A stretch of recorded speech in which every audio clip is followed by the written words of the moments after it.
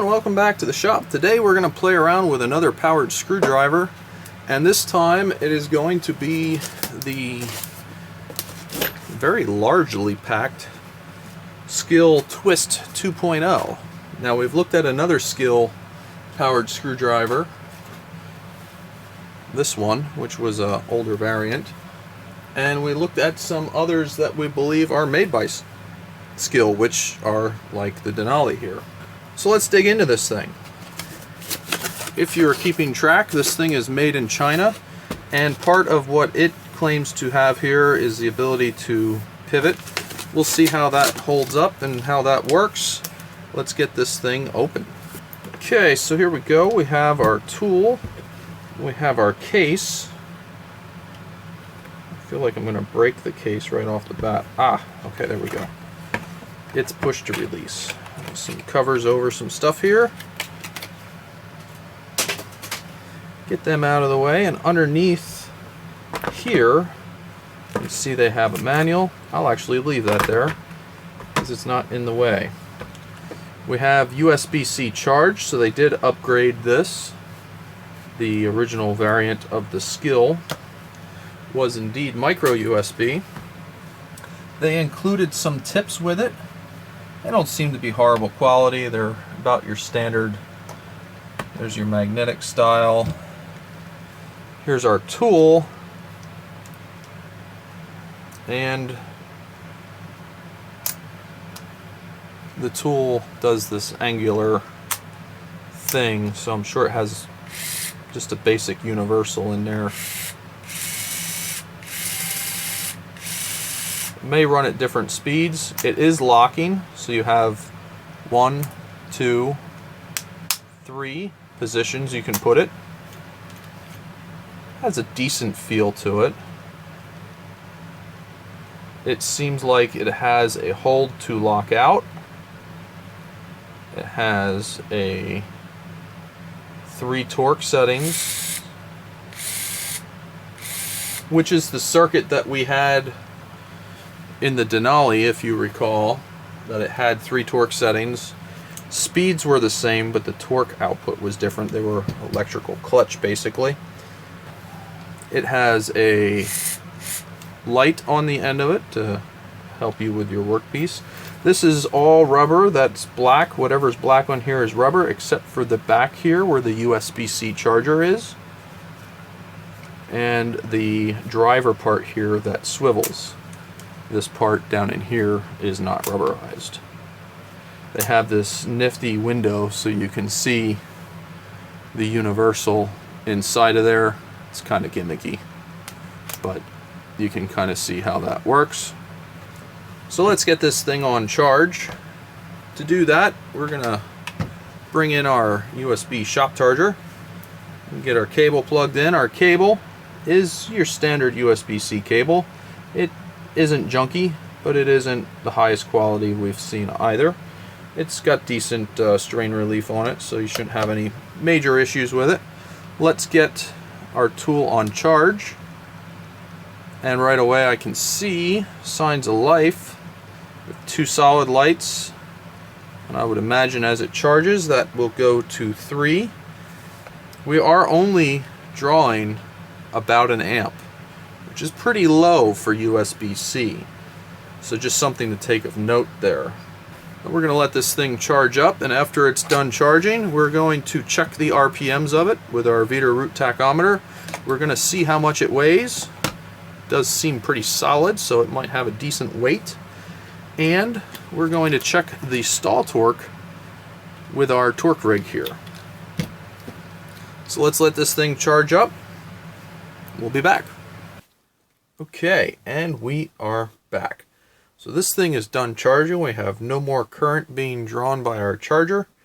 We have 3 solid green lights on the tool. So I'd say we're good to go here. We can get this disconnected. Get our charger cable out of the way. Okay, so let's get into this thing. I think something like this is a little bit on the gimmicky side with the universal, but it very well may have a good application. But let's see what kind of RPMs we can get out of this thing. So to do that, we're going to use a 7/8 socket on a Titan adapter. Stick it in there, and this is only magnetic, unfortunately. Step backwards in my opinion, because they had a tool that actually had a collet. The other SKIL that we looked at actually has a legit collet. I don't know why they went backwards. They could have included that on this. So let's see what kind of RPMs we get out of this thing. We'll check our forward direction first. Here we go.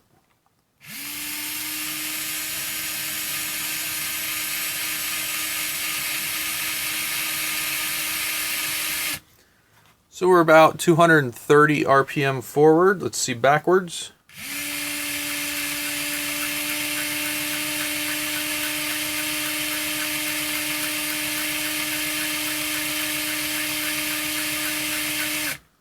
So we're about 220, 230 again. That's pretty consistent. Let's just, for the fun of it, change to our first torque range, and I think the speed's going to be the same. Yeah, it's around the same, 220, 230.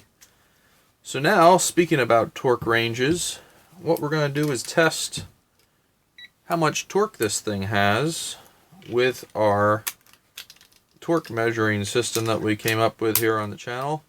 And it's just a inch-pounds torque reader that all I do is turn the tool on and grab this socket, and the stall torque of the tool is what we record. So here we go.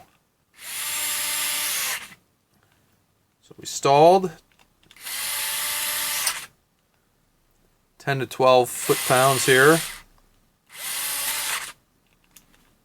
Yeah, we're around 10 to 12 forward.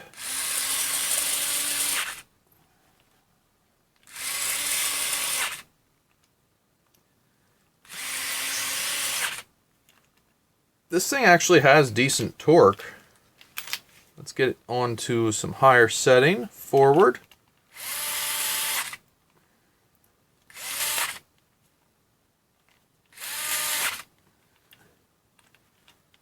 Do a reverse pass here.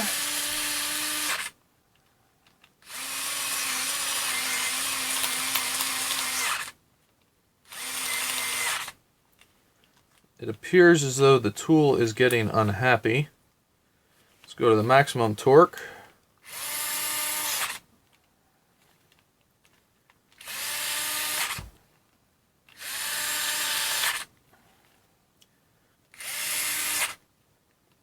So some of what we're getting is with the flex here. I don't feel like I'm getting a true reading, but I am noticing this go incrementally higher every time.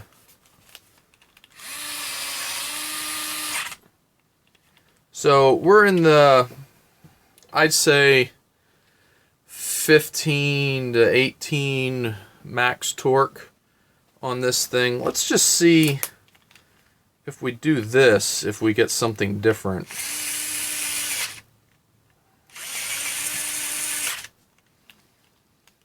So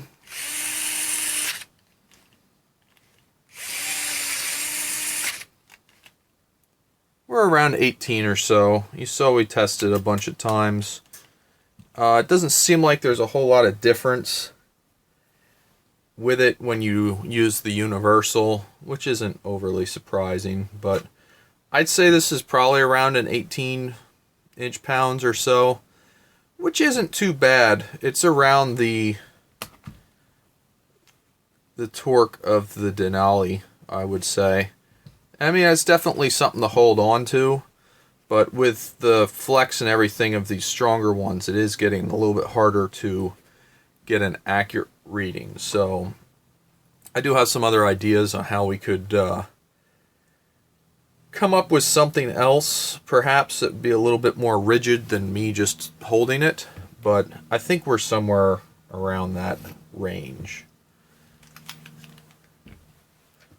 So last thing here we want to check on is how much does this thing weigh? And it is 360 grams, which is pretty heavy. I think we're probably near where this DeWalt was.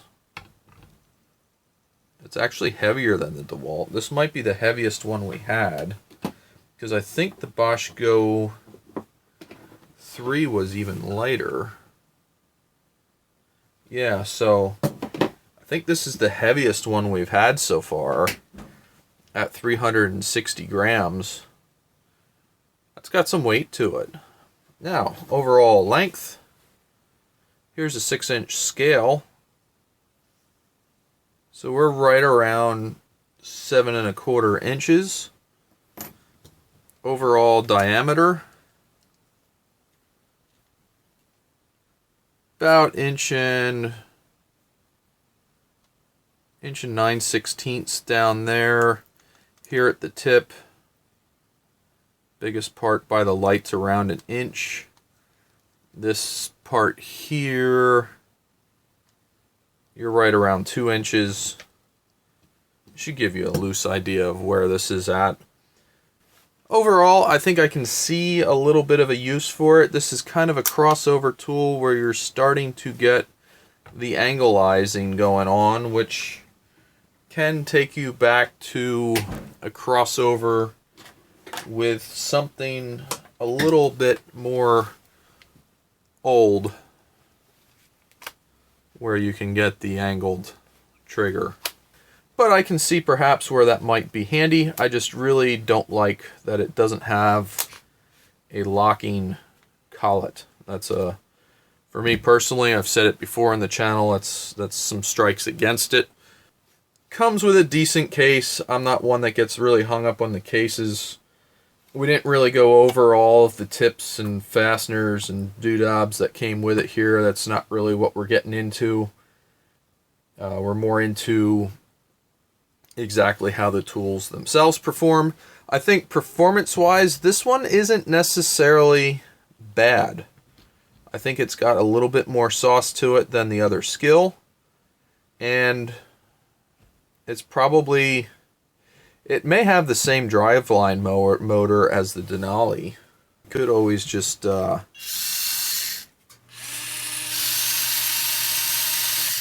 kind of sound similar. Obviously the Denali's lighter, but it doesn't have the universal in it.